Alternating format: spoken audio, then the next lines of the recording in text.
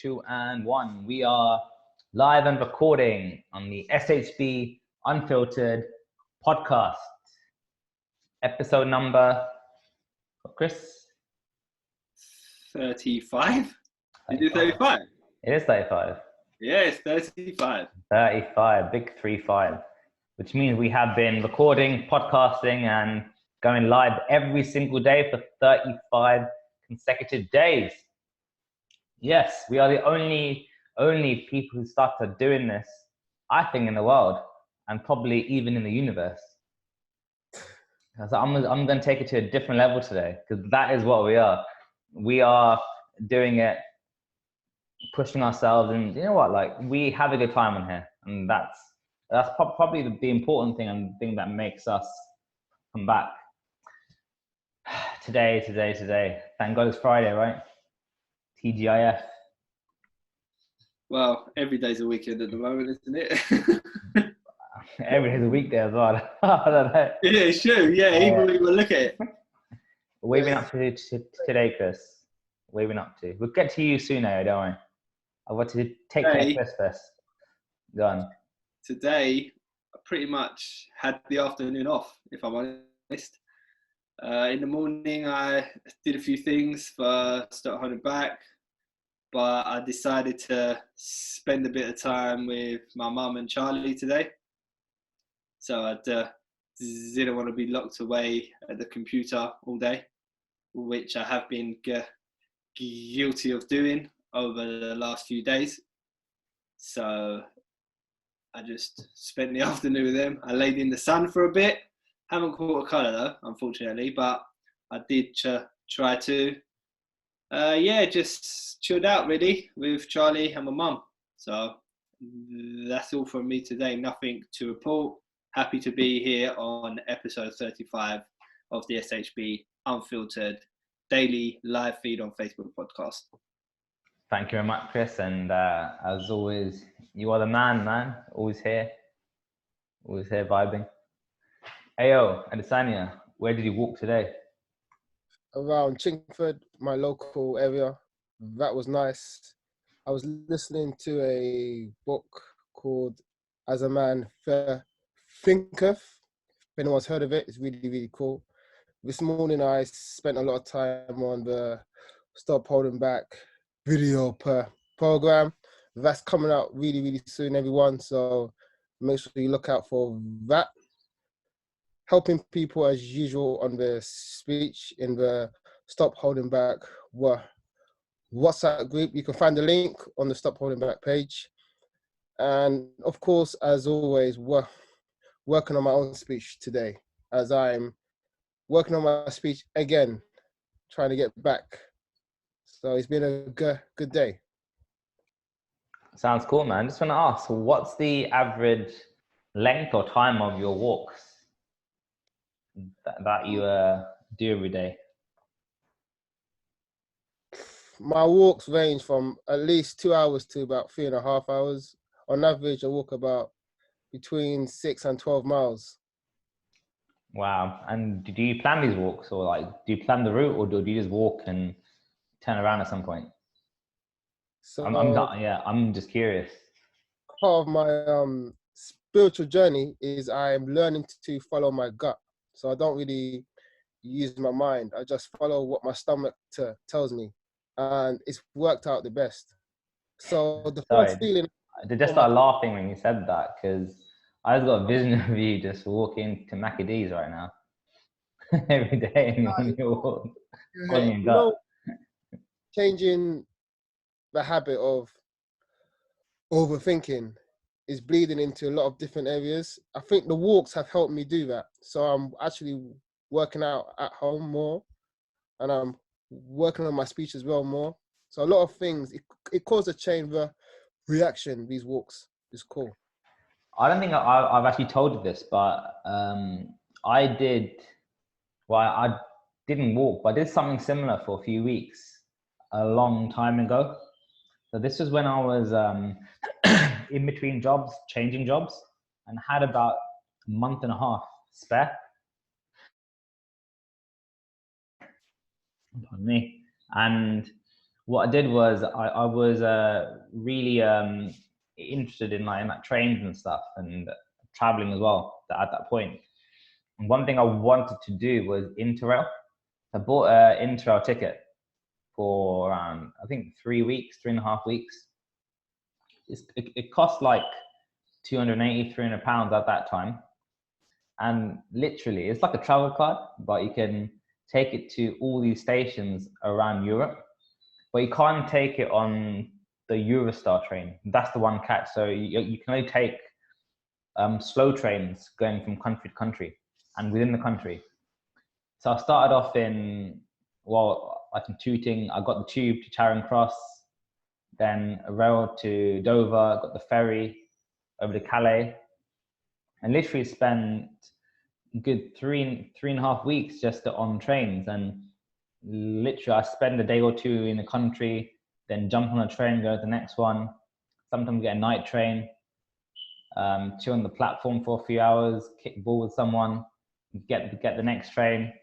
And these train journeys were quite long. Like they averaged around 8 hours, 7 hours. But I got through like quite a bit of reading and just being quiet, just quiet with your own thoughts. And it's a good skill to have. It's a good trait to develop, because some people don't know what to do with their own company sometimes. And that's when trouble starts. So if anyone's listening to this and interested in doing something similar, give me a shout. Things have changed, but yeah, it's a lot of fun because you aren't restricted to one place. Just got one bag and go everywhere. Met so many people, played football in different countries with different people. I went to like 3 or 4 stadiums as well on the way in all the different countries I stopped off at. I think I did 11 countries. I stopped by 11 countries. I just went to like the major cities and spent at least a day there. Sometimes 2. And I think on the way back, I stopped by some of the same places again because I liked it the first time. And you got the freedom to kind of jump back on it. So I took the train across the north of the continent and came back around the bottom. So yeah, it's a bit different to your walks, but I can relate to that quiet alone time, the benefits of that. Quick question for you, Ruben. Anyone who's interested in doing that, how did you plan the route? How did you know which trains were going to go to which part of Europe? Is there a clear route, or did you look online and find out? No, I just used one of those train line app things, the ones that have all the other stations on the continent. And with your ticket, because I had to work things out kind of there. So they actually told me in one of the countries where you can't take the Eurostar train. You can't take the fast train. Like 2 or 3 times I got thrown off trains because I had the wrong ticket. One night on a sleeper train, I was sleeping. I get woken up. They ask me these questions and they say, "Oh, you're on the wrong train. You're on the wrong carriage. You got to get off. This one's going to Warsaw.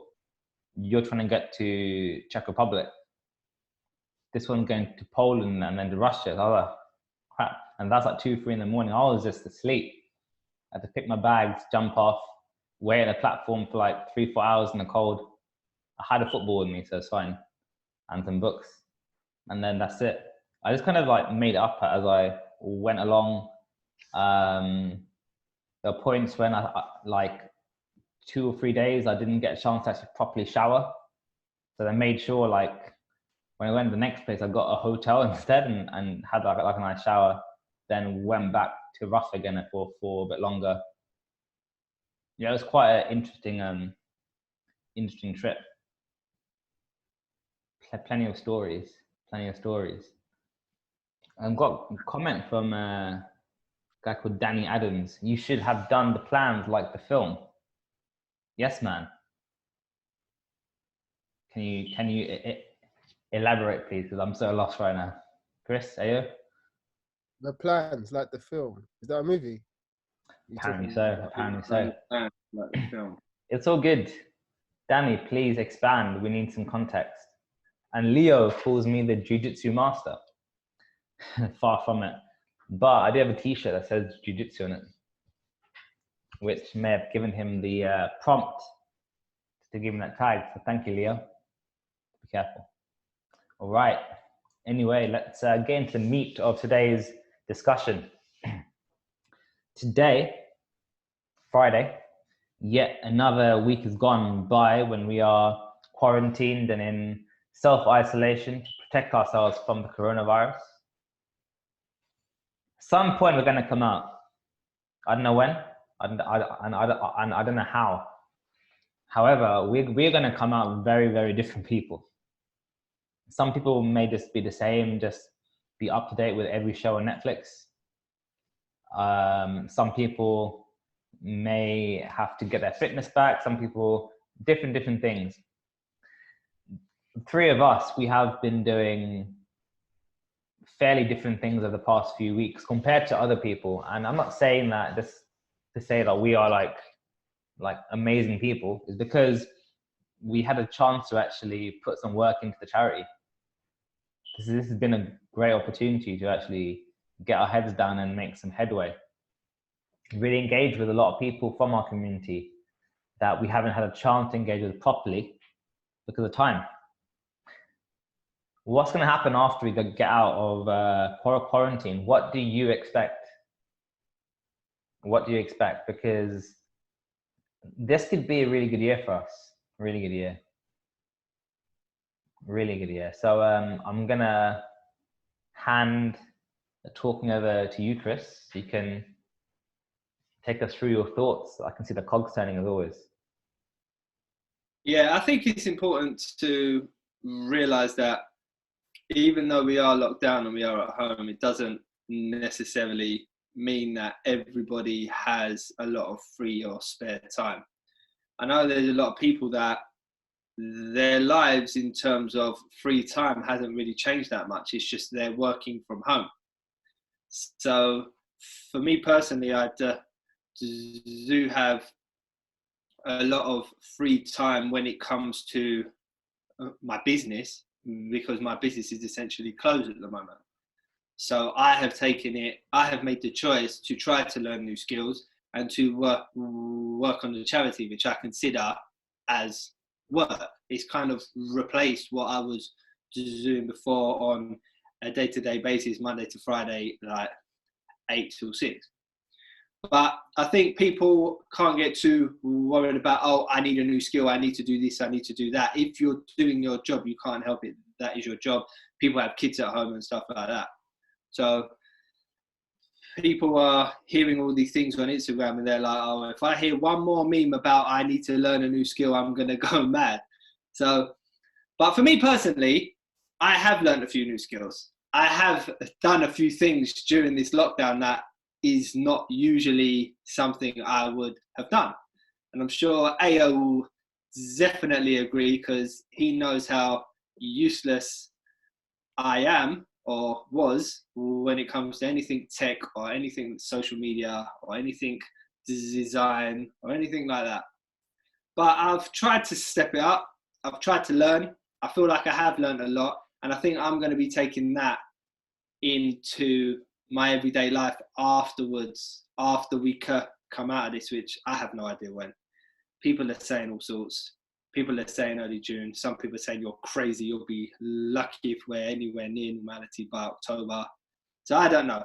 But in terms of my business, there will be a lot of changes, a hell of a lot of changes. Just because what I've learned, that it's so important to communicate with people. We take it for granted, but when we've been at home now, we've realized how much we love that interaction with people, and we take it for granted. At work, I know a lot of people say, oh yeah, you know, I had a good day at work. But if you actually think about how much time did you spend interacting with people compared to how much time you sat at the computer in complete silence, I'm sure the silence far outweighs it. So I think at my work, we are going to look at ways to be more interactive amongst each other. Like one thing I've been wanting to implement for a long time is a weekly breakfast club. And I know that Ruben potentially is something that you've experienced, because I know that the city do it a lot.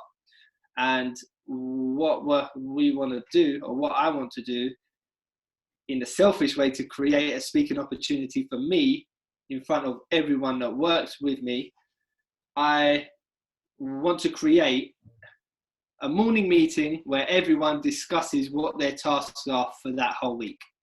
Because people live in a cocoon at work sometimes, so they have no idea what is going on the other side of their desk. They're only focused on their role and pushing their buttons that they have to push to complete their task, or dealing with whatever concerns them. They don't understand how the whole business works. And I think if everyone had an opportunity to explain what they're working on, then everyone understands each other's role more. Everyone has more common ground because they understand. And I think it will bring the team a bit more closer together. That's just my opinion. We're going to try it out. So that's one main thing. There are others, but I think that's the main thing in terms of work that I'm going to be changing and implementing. Yeah, for me, not much has changed. My work is online. I do marketing. I'm marketing online.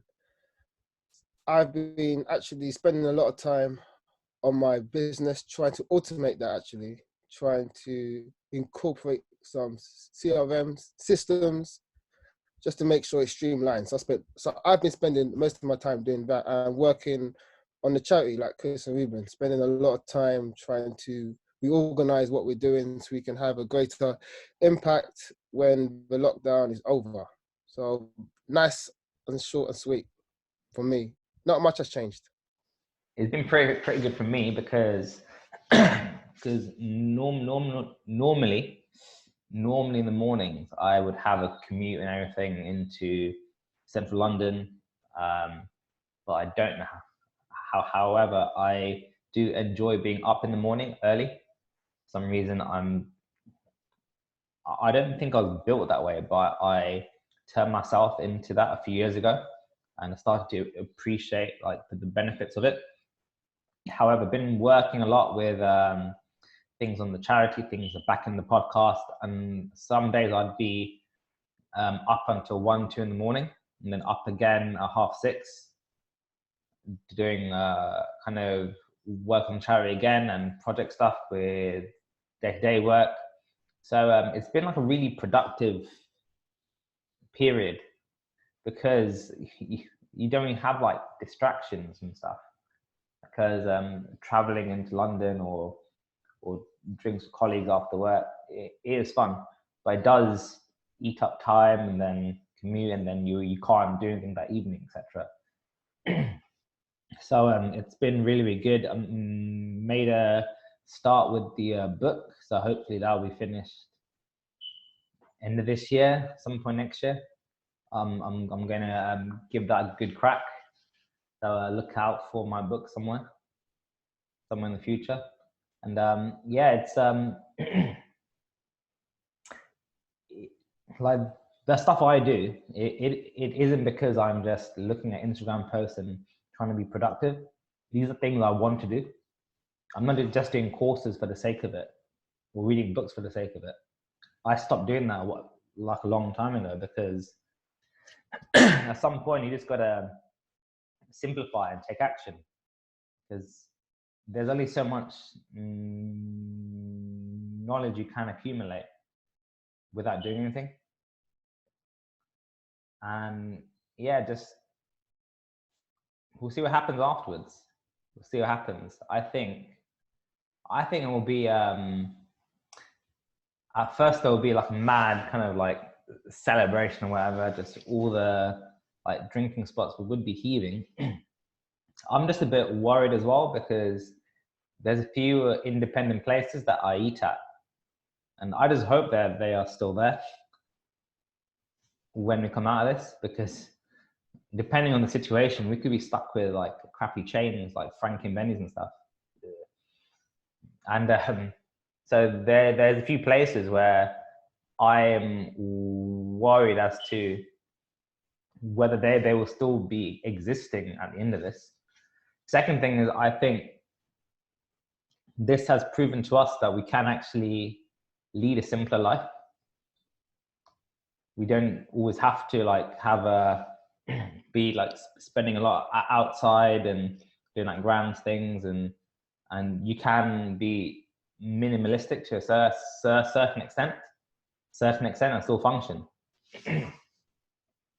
Now, next bit is for the charity collectively.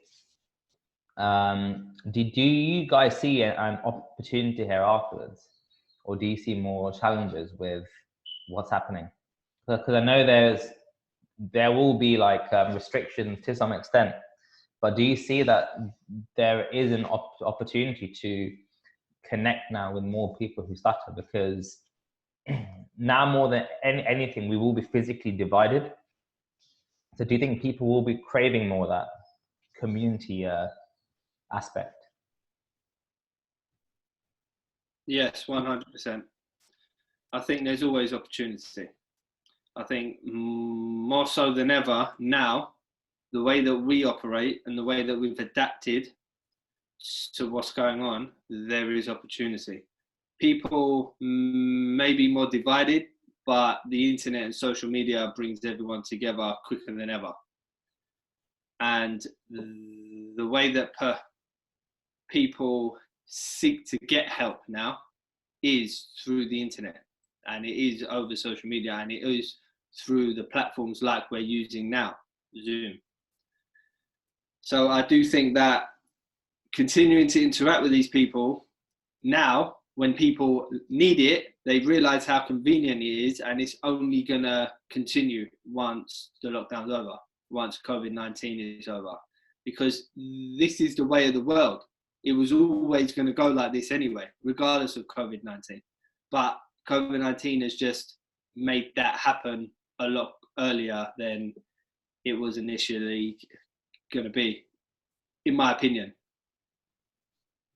And also, once the COVID-19 crisis or pandemic is over, I don't think it's going to have much of an impact on society for at least another 6 months. People will still be scared, especially people in larger families or people with younger kids, and not a lot's going to change. So people will be seeking services online, especially people start. Some programs live off courses, so they need to adapt or they will suffer. Whereas we are just online normally. We're online and we help people through this type of platform. There's a massive opportunity for Stop Holding Back here, and I think we are utilizing it right now. And people see that we are more busy now, more than ever. We're so busy, and we have lots of people in our WhatsApp group, on Slack, everywhere, just talking about how we're helping them and what we're doing. So it's great for Stop Holding Back.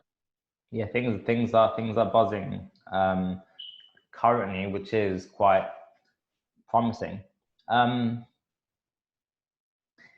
one problem I see with COVID-19, the one clear problem is it could come back again, right? When the flu season kicks off, because there are like some diseases like chickenpox where you get it once and then you can't get it again. But who's to say this isn't like the normal flu where you can get it again and again repeatedly?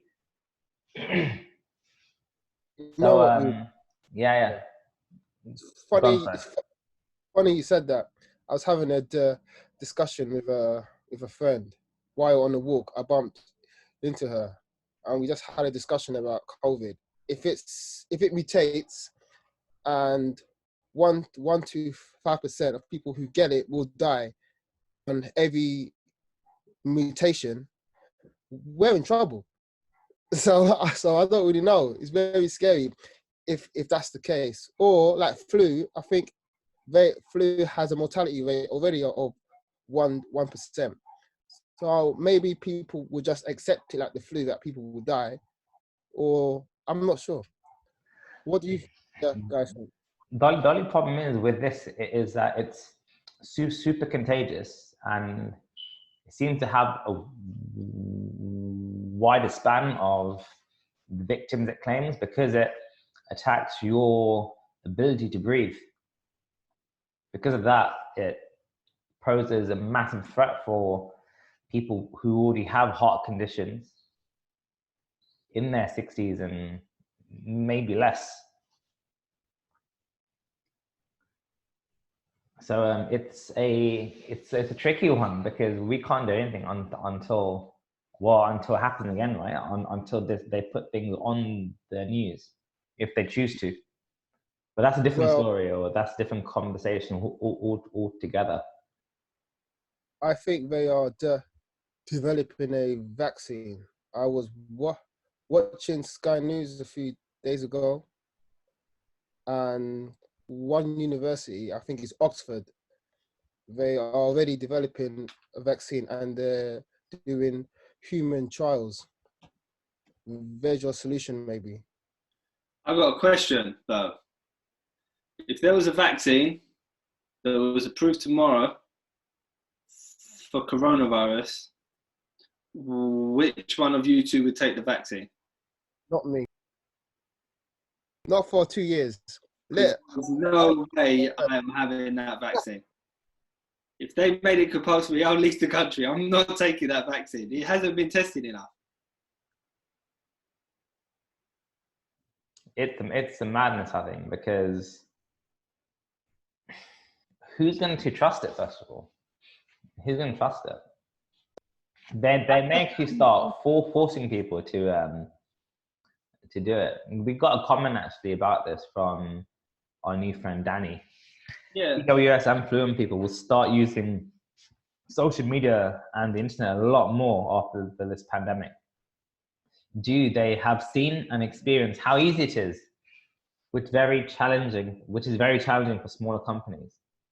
I can see it being a thing which we won't get rid of, but hopefully get it under control with medicines in the future, which could be years from now. And Octa started yesterday with the vaccines. I think they start testing. I saw some things online. But go on, Chris. No, I was going to say that, you know, that for a normal vaccine, it usually takes around 15 years, I think, to get it approved. Yeah, yeah. I think this one's a bit time sensitive, isn't it? Yeah, but there must be so many risks with it. They're probably skipping some of the health and safety aspects of the entire process, because I think they don't they start with kind of certain types of mice, then they slowly build up to animals that are closer to humans. But in this case, I think they've gone straight to people. Only crazy. Only advice that I would give anyone is wait for other people to do it first. That's just what I'm gonna do. I'm gonna wait at least a couple of years. It is crazy, absolutely crazy. I'm going to try my best to take it back to a topic of conversation. The one thing I was thinking of the other day was for people who stutter, the classic speaking situation that you struggle on is the telephone, right? That's always got people, because purely voice. People who are speaking to fluent people or people in the public face to face, they get challenges, but some have more positive experiences, some have kind of okay, some also have crappy experiences as well. After this, if we're going to get like a lot more interviews over Skype, over Zoom, now how do you think a typical average person who stutters, who hasn't used or really got into video conferencing yet, how will they treat this? Would they see it as worse than the phone or better than the phone? Or is this kind of like the in-between between face-to-face and phone in terms of experience? Like, what's your opinion on that one? My opinion on it is a lot of people that stutter that haven't been using Zoom, I would advise you to start using Zoom as much as you can now. That's the first thing. Because I think on the phone, when you're not used to using the phone, but when you use the phone as your main way of communication other than face-to-face, you can prefer using the phone to Zoom, because if you are blocking, the other person on the other line can't see you blocking if you're having a silent block. So if you're over Zoom and you're having a silent block and that person's looking at you, it can be more of a daunting situation than over the phone. That's why I would advise anyone to embrace Zoom and video calls as much as you can during this period, because if the world, which I'm pretty sure it will, moves more towards this, coming out of this, it's better to have experienced it quite a few times before you have to start using it for work and stuff as part of your everyday thing. Because what's to say the GPs are not going to say, well, that actually worked quite well, the video consultations. We should continue this because we were able to see X amount more people in this amount of time, so we could continue it for people that have certain issues or people that are going to the GP for certain things. You know, this could continue in various different industries. So definitely, I think it could become more of a daunting thing. Yeah, but like, I just thought now that could be a massive positive. It stops you having to take a day off work to go to the doctors maybe for a routine, or if you've got a small thing. I can see he's shaking his head, but this is what's going to happen. This is what's going to happen. This has changed so many different things. The way we do things now is going to change drastically. The way we do things, because this has like literally shown what's needed and what can be done through your computer.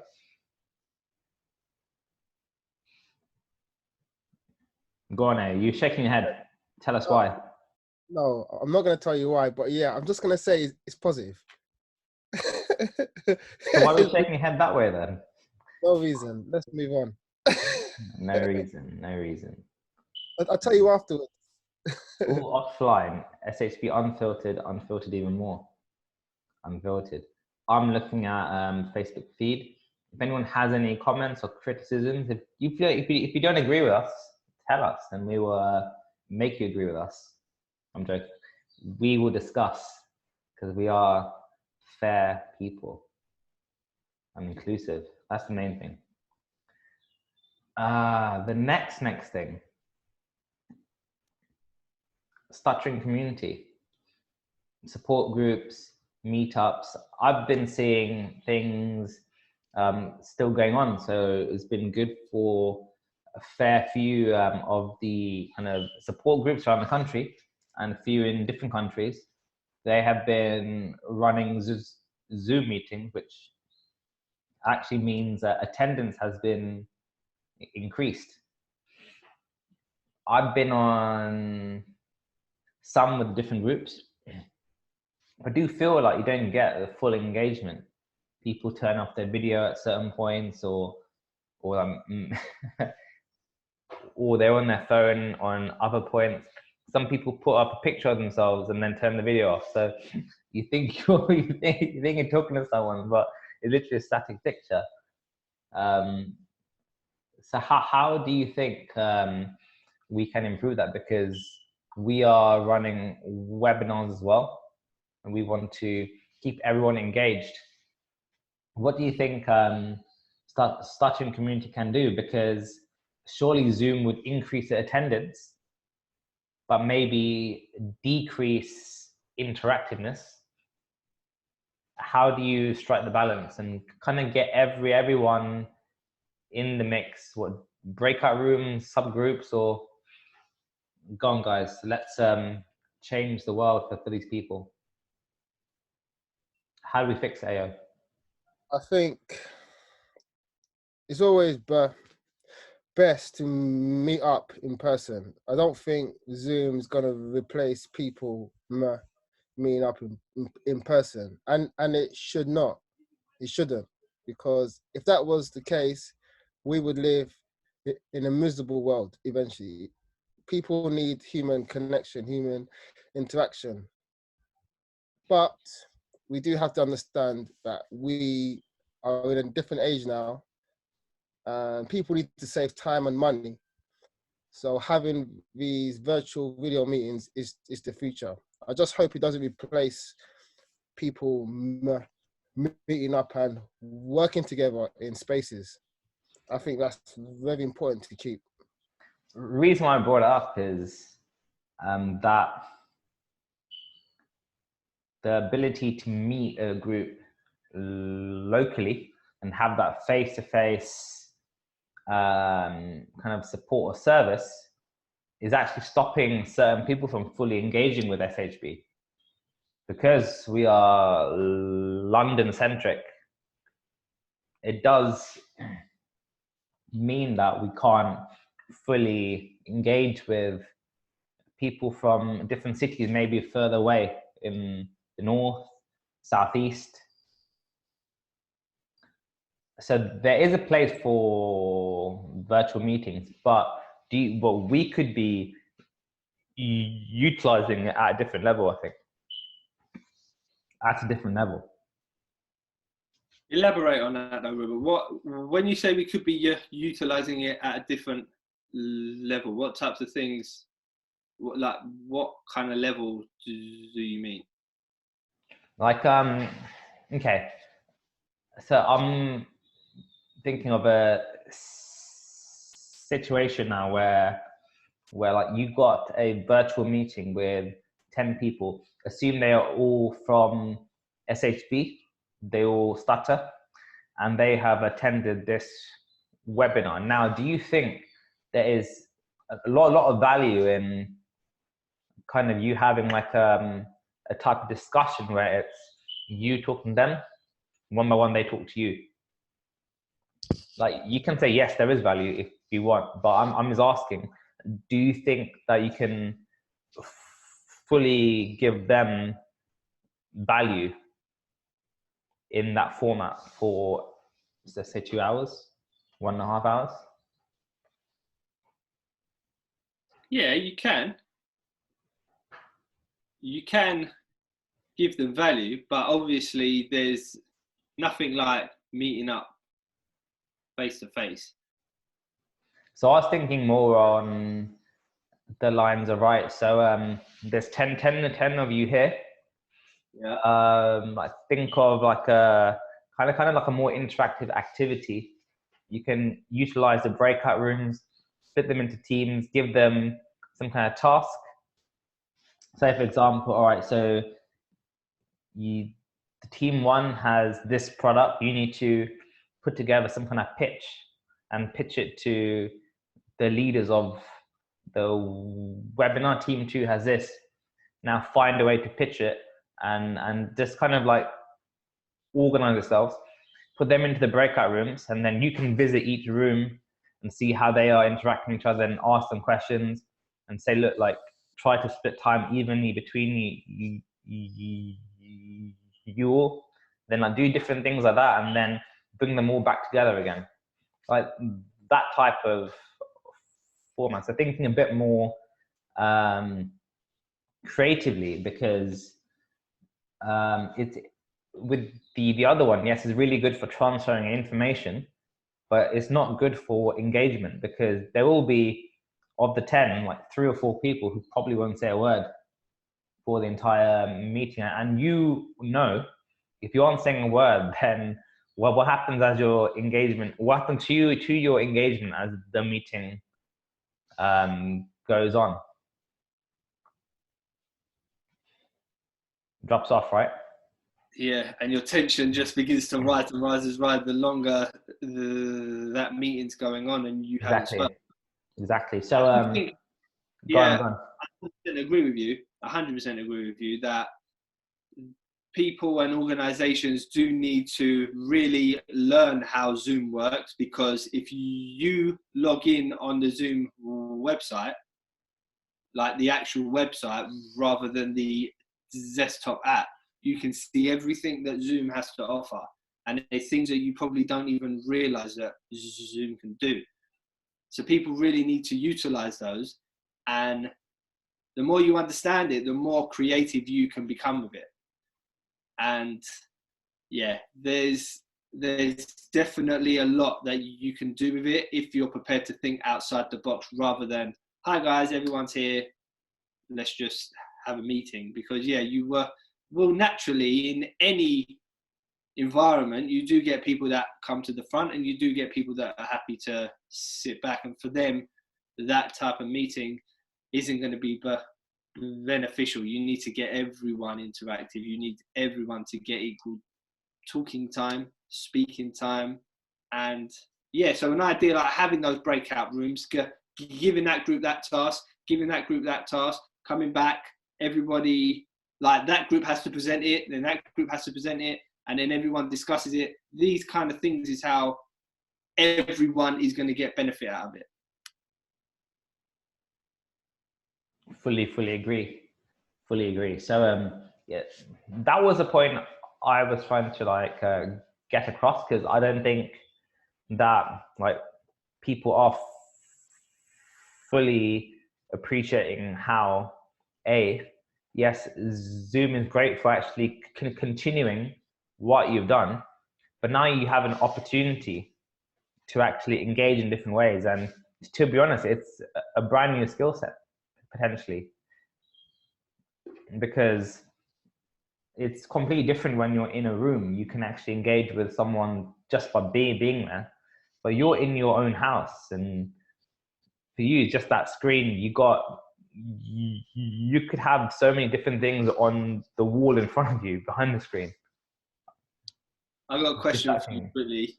Go on. When you think on people's CVs, you know, when everyone writes great written and verbal communication skills, do you think people are going to add great Zoom skills also? Yeah, of course. Great Zoom interaction skills as well. Yeah, completely. And I would not be surprised if there is an uptick in kind of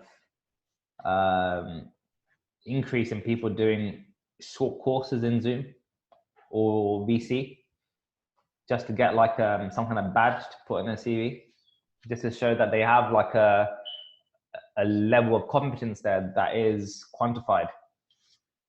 Because people always love a qualification of some sort. How do you think? Sorry? What do you think, mate? I agree with you both. Not much to add. Said it all, mate. You guys have said it all. Like the breakout rooms are great. We should do that as well when we launch our stuff. Yeah, definitely. I've got some plans for that as well, because there will be a point where we're going to have like 20 to 30 people. The three of us can take a room each and do like more focused Q&A for like different parts of it.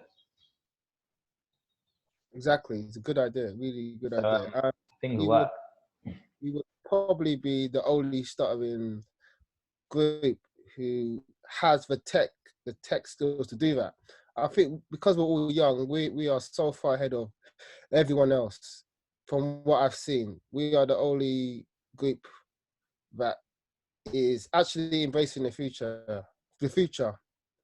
We appeal to a different demographic than a lot of other stuttering organizations, and we speak the language, and we are seeing the fruits of that. So it's great. Spoken like a true politician, man.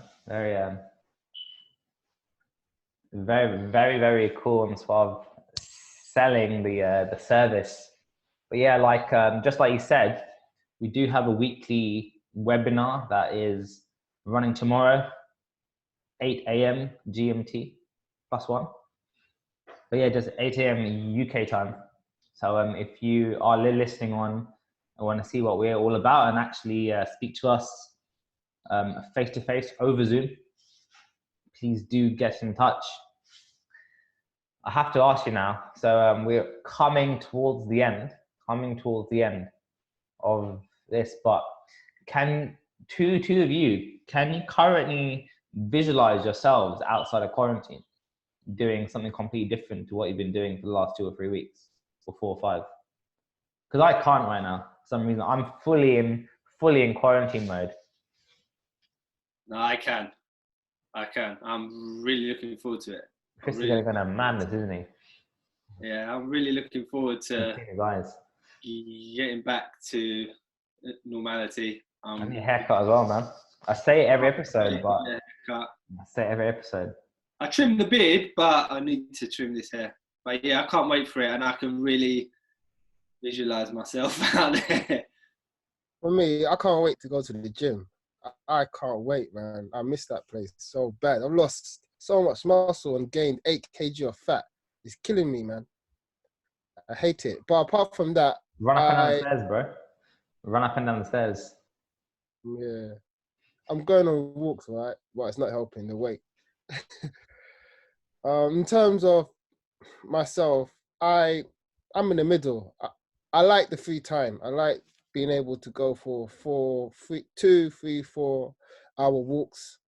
I like the time to do the podcast. It helps me work on my speech. I like the time freedom. Time freedom. Time is everything. You can make money, lose money, but you can't buy time. And I've learned that during this lockdown. Time is the most important thing we have.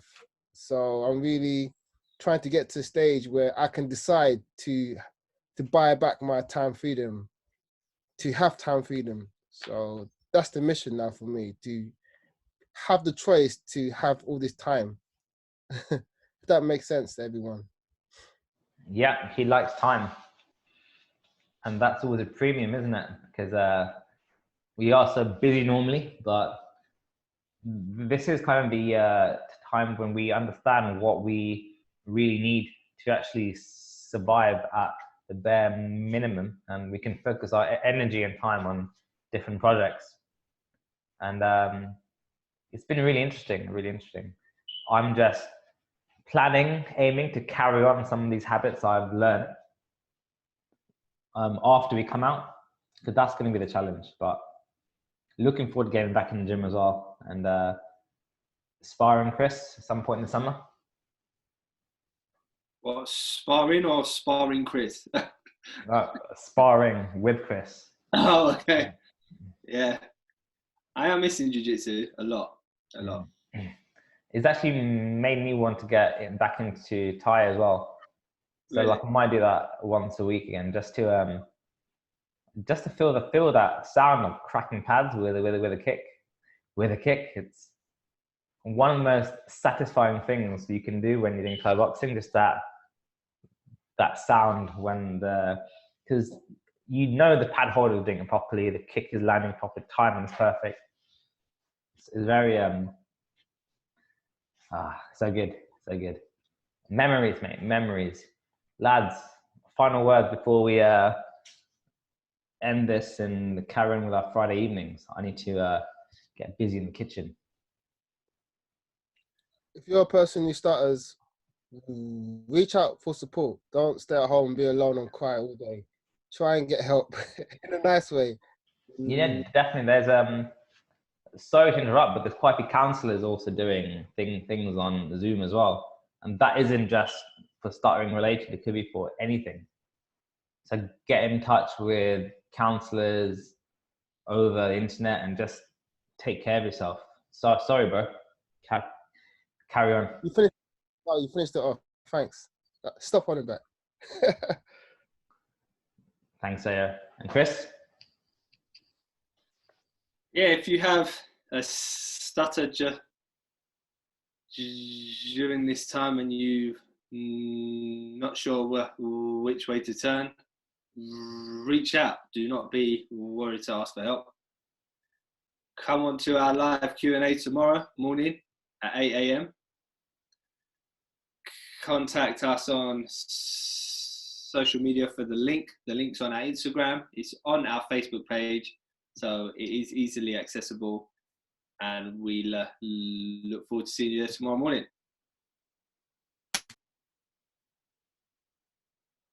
I'm on mute again. I almost made it through one episode without speaking mute, Chris. So close. So close. But final one from me for today. Like Chris said, webinar tomorrow morning. Please come. Get in touch via the Facebook page or the YouTube account if you need to get in touch with us, Instagram, and we can send you the relevant links. The other announcement is Sunday. There's a special 2.6 hour podcast by friend of Holding Back, Callum Schofield, from 1 p.m. So check out what he's doing. He's going to be broadcasting for 2.6 hours, which I believe is 2 hours, 36 minutes. There is meaning to that number, but you need to come on the podcast to find out what. And you might see some familiar faces on there as well. i.e. us three. So yeah, have a good Friday. Chris, Ayo, thank you very much. CJ, do you want to do it this time? I think I did the last two. I'll let Ayo do it. Oh yeah, go on Ayo. And always remember, stop holding back.